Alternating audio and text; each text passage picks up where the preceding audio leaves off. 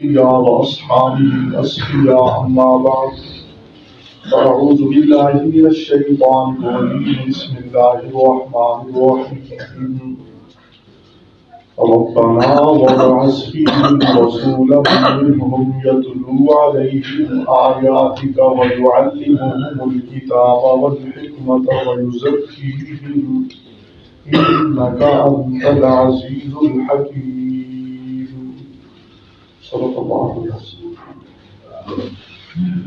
ربنا وابعث فيهم رسولا منهم سیدنا خلیل اللہ علیہ السلام اپنے رب سے دعا کر رہے ہیں اے ہمارے رب بھیج ان میں سے رسول جو انہی میں سے ہو یتلو علیہم آیاتک پڑھ کر سنائے ان کو تیری آیات وَيُعَلِّمُهُمُ الْكِتَابَ وَالْحِكْمَةَ اور سکھلائے ان کو کتاب اور حکمت کی باتیں کیفی باتیں وَيُزَكِّيهِمْ اور ان کا تزکیہ کرے ان کو پاک بنائے إِنَّكَ أَنْتَ الْعَزِيزُ الْحَكِيمُ بے شک آپ ہی زبردست حکمت والے ہیں حضرت خلیل اللہ علیہ السلام اور حضرت ذبیح اللہ علیہ السلام جناب ابراہیم اور جناب اسماعیل علیہ السلام دونوں باپ بیٹے بیت اللہ کی تعمیر بھی کر رہے ہیں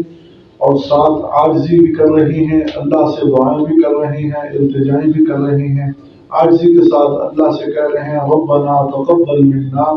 اے ہمارے رب یہ ہمارا کوئی کمال نہیں یہ تیری توفیق سے سب ہم کر رہے ہیں لہذا ہماری طرف سے قبول کرنا یہ دعا بھی کر رہے ہیں اور پھر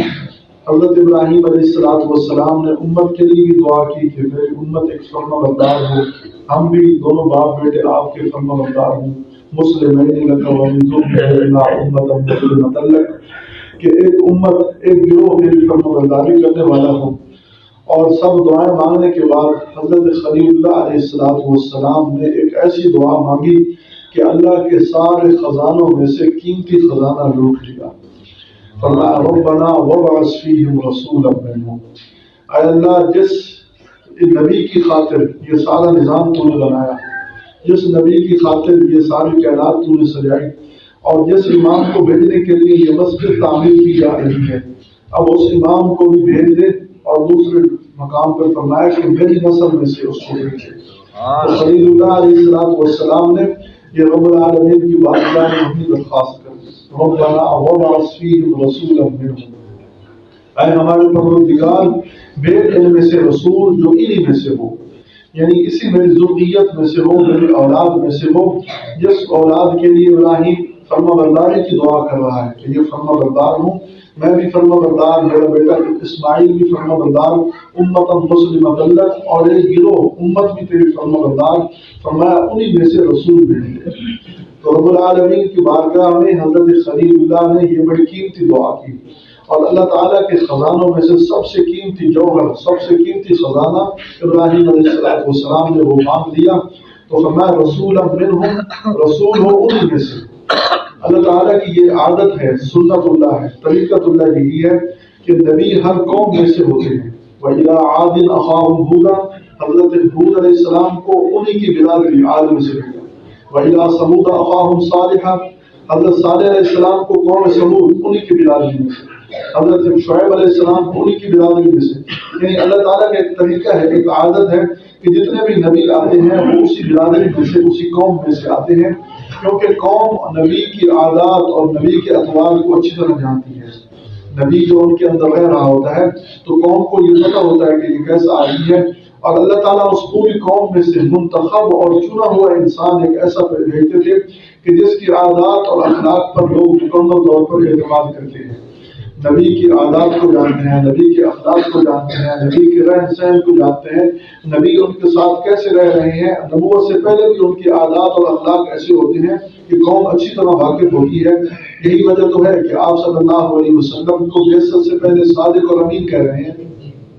کہ یہ سچے ہیں امانت دار ہیں ہر آدمی تعریف کر رہا ہے جس سے پوچھو وہی تعریف کرتا ہے تو نبی کو انہی قوم میں سے بھیجنے کا ایک بہت بڑا مقصد ہے کہ قوم اچھی طرح جانتی ہے